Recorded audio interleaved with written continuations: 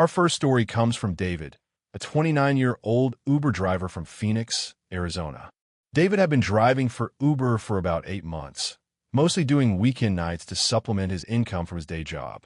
This incident happened on a Saturday night in October. David was having a pretty typical evening, picking up people from bars and restaurants, mostly short rides within the city.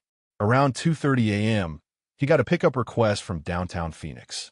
The passenger's name was Mike, and the pickup location was outside a popular sports bar. The destination was listed as an address about 25 minutes outside the city, not unusual for late-night rides when people wanted to get home to the suburbs. David arrived at the pickup location and waited outside the bar.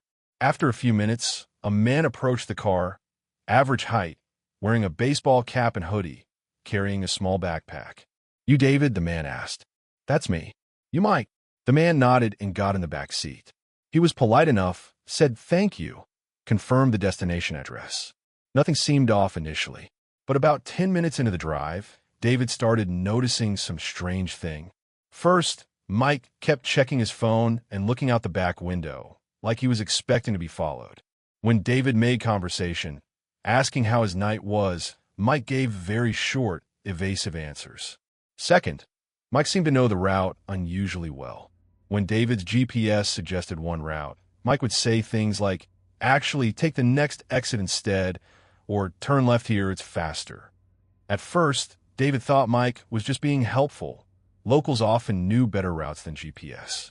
But the directions Mike was giving were taking them further and further away from populated areas. About 15 minutes into the ride, they were on a dark highway with very few other cars. Mike suddenly said, "Hey, can you pull over for a second?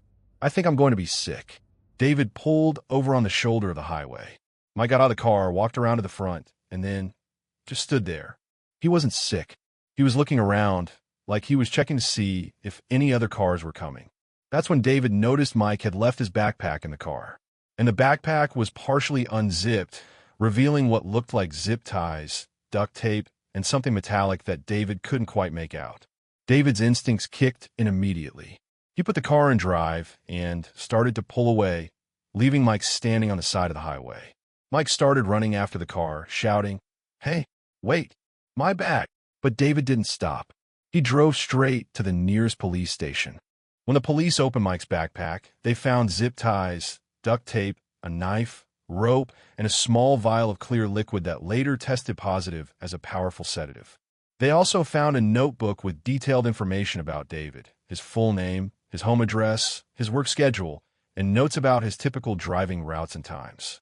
The police investigation revealed that Mike, whose real name was Brandon Hayes, had been planning this attack for weeks.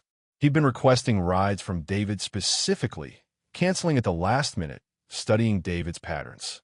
Brandon had requested David as his driver 17 times over the past month, always canceling after David arrived at the pickup location. He'd been watching, learning David's habits, waiting for the right opportunity. The remote location Brandon had chosen as the destination was a construction site where he'd prepared what police described as a kill site: plastic sheeting, shovels, and bleach. Brandon Hayes was arrested and charged with attempted kidnapping, possession of controlled substances, and conspiracy to commit murder.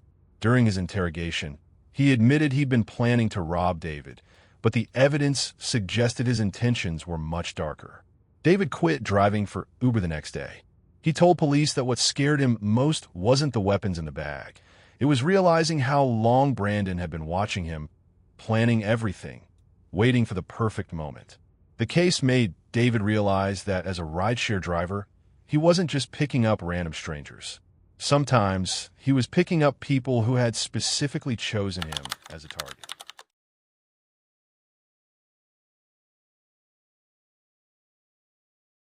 Our second story comes from Maria, a 24-year-old marketing assistant from Dallas, Texas. Maria used Uber regularly, probably 3 or 4 times a week to get to and from work, social events, and the airport. This incident happened on a Wednesday night in September. Maria had been out for dinner with coworkers and decided to take an Uber home instead of driving, since she'd had a couple of drinks with dinner. She requested her ride around 10:30 p.m. from a restaurant in downtown Dallas. Her apartment was about 15 minutes away in a residential area. The app showed her driver's name was Carlos, driving a gray Honda Accord with a 4.8 star rating. When Carlos arrived, everything seemed normal. He confirmed her name, she got in the back seat, and he started driving toward her apartment. Carlos seemed friendly, asked how her evening was, made small talk about the weather. But about 5 minutes into the ride, Maria noticed they weren't taking the usual route to her apartment. When she mentioned this, Carlos said there was construction on her usual route and he was taking a detour. Maria checked her phone's GPS, and it did show some traffic delays on her normal route, so she didn't think much of it. But then Carlos missed the turn that would have taken them to her neighborhood, even via the detour route. "Hey, I think you missed a turn back there," Maria said. "Oh, sorry about that," Carlos replied. "I'll turn around at the next light." But he didn't turn around at the next light, or the one after that. They were now driving in the opposite direction from Maria's apartment, getting further away from her neighborhood with each passing minute.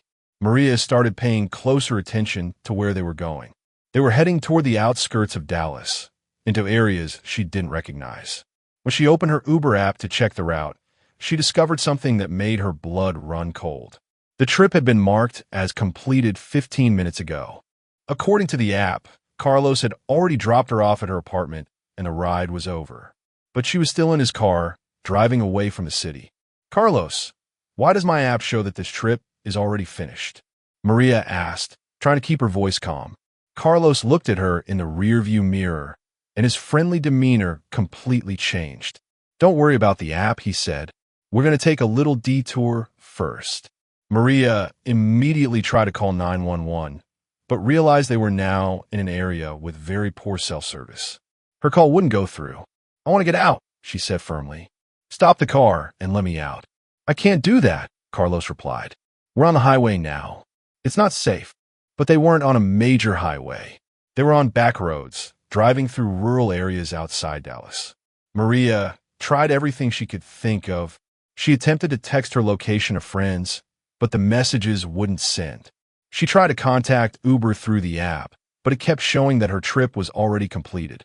She was trapped in a car with a driver who had clearly planned this, driving to an unknown location with no way to call for help. After about 30 minutes of driving, Carlos pulled into the parking lot of what appeared to be an abandoned warehouse. It was completely dark, no other cars around, no sign of civilization. "Why are we stopping here?" Maria asked, though she was terrified of the answer. Carlos turned around to look at her directly. "Because this is where you get out," he said. But Maria had spent the last 30 minutes thinking about this moment. As soon as Carlos put the car in park, she was ready. She had quietly unlocked her door during the drive and positioned herself to move quickly. The moment the car stopped, she threw open the door and ran. Carlos shouted after her, but Maria didn't look back. She ran into the darkness, using her phone's flashlight to avoid obstacles, until she found a main road about half a mile away. A truck driver stopped and let her use his phone to call 911. When police arrived at the warehouse location, Carlos and his car were gone. But they found evidence that this wasn't his first time bringing someone to this location. There were personal items scattered around that appeared to belong to other victims. The investigation revealed that Carlos wasn't actually an Uber driver. He had created a fake driver account using stolen identity documents. The real Carlos Mendoza lived in Houston and had never driven for Uber. The fake Carlos had been using a clone version of the Uber app to accept rides, then marking trips as completed while taking passengers to remote locations. Police found evidence linking him to at least 3 other cases of women who had gone missing after requesting Uber rides in the Dallas area over the past 6 months. Maria was incredibly lucky. Her quick thinking and preparation during the ride saved her life. The other victims, police are still searching for them. The case highlighted a terrifying vulnerability in rideshare apps. How easy it is for criminals to create fake driver profiles and target unsuspecting passengers. Maria now verifies every detail of her rideshare drivers before getting in the car, and she always shares her location with friends when taking rides alone.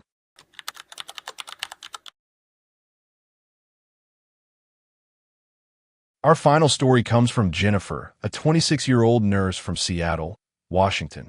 Jennifer worked night shifts at a hospital and regularly used Uber to get to and from work, since parking at the hospital was expensive and limited. This incident happened on a Thursday night in November. Jennifer had just finished a 12-hour shift and was exhausted. She requested an Uber from the hospital to her apartment, a ride she'd taken probably 100 times before. Her driver's name was Kevin, driving a black Toyota Camry. When Kevin arrived, Jennifer got in the back seat, as usual. She was tired and just wanted to get home. So she put in her earbuds and closed her eyes for what should have been a 15-minute ride. But after what felt like much longer than 15 minutes, Jennifer opened her eyes and realized they were in a part of Seattle she didn't recognize. "Excuse me," she said, taking out her earbuds. "I think we might be going the wrong way. My apartment is in Capitol Hill." Kevin looked at her in the rearview mirror with an expression that made her immediately uncomfortable. "I know where you live, Jennifer," he said. "I can. Out where you work, what time your shifts end, and what days you work late." Jennifer felt her blood turn to ice. This wasn't a wrong turn or a GPS error. Kevin had been watching her, learning her schedule. "I also know you live alone," Kevin continued, "and that you don't have a boyfriend anymore since Tyler moved to Portland last month." Jennifer had never mentioned Tyler to any Uber driver. The only way Kevin could know about her ex-boyfriend was if he'd been stalking her social media or somehow accessing her personal information. Jennifer immediately tried to contact 911, but Kevin noticed her using her phone. "Put the phone down, Jennifer. We're just going to have a conversation." "About what?" Jennifer asked, trying to keep her voice steady while secretly activating her phone's emergency SOS feature. "About how we're going to be spending more time together," Kevin said. "I've been watching you for 3 months now. I know everything about you. Your schedule, your friends, your habits. I think it's time we got to know each other better." Jennifer realized that Kevin wasn't just a random creepy driver. This was a planned stalking situation. He'd been driving for Uber specifically to gain access to her as a passenger, learning her patterns, building up to whatever this was. But Jennifer had 2 advantages that Kevin didn't know about. First, her emergency SOS had already sent her location to 911 with a message indicating she was in danger. Second, Jennifer was a trauma nurse who had dealt with aggressive patients and dangerous situations before. She knew how to stay calm under pressure. "Kevin," she said, keeping her voice conversational, "I'm flattered that you're interested in me, but I'm actually seeing someone new. His name is Marcus, and he's a police officer. He's probably wondering where I am right now." This was a complete lie. Jennifer wasn't seeing anyone, and she definitely didn't know any cops named Marcus. But she wanted Kevin to think that someone in law enforcement would be looking for her. Kevin's demeanor changed slightly. "You're lying. I know you're not seeing anyone. I've been watching. Actually, we just started dating last week," Jennifer continued. "We met through the hospital. He works security there sometimes. Big guy, about 6'4", really protective." She was making up details as she went, but she could see Kevin was starting to doubt himself. That's when they both heard the sirens. Kevin's head snapped around, looking for the source of the sound. The sirens were getting closer. "What did you do?" Kevin demanded. "I told you," Jennifer said calmly. "Marcus is probably looking for me." The truth was, Jennifer's emergency SOS had worked perfectly. Seattle police had been tracking her phone's GPS location and were now converging on their area. Kevin pulled over abruptly and told Jennifer to get out of the car. But instead of letting her go, he got out too and started walking toward her. "You think you're smart," Kevin said, "but this isn't over. I know where you live. I know where you work. This isn't over." That's when the police cars arrived. Kevin was arrested immediately. When police searched his car, they found a folder containing printed screenshots of Jennifer's social media posts, her work schedule, somehow obtained from the hospital system, photos of her apartment building, and a detailed log of every Uber ride she'd taken over the past 3 months. Kevin had been specifically targeting Jennifer, accepting her ride requests whenever possible, learning everything about her Lyft. The investigation revealed that Kevin had been using his position as an Uber driver to stalk multiple women. He had detailed files on at least 12 different passengers, all young women who lived alone. Police found evidence that Kevin had broken into several apartments belonging to his targets, taking photos and personal items. Two other women came forward saying they'd noticed items missing from their homes and it felt like they were being watched. Kevin was charged with stalking, burglary, attempted kidnapping, and violation of privacy. He was sentenced to 8 years in prison and is banned from working for any rideshare service. Jennifer now varies her transportation methods and never takes rides alone late at night. She also learned that rideshare drivers have access to more personal information than most passengers realize. The case highlighted how predators can exploit the rideshare system to gain access to potential victims and gather personal information.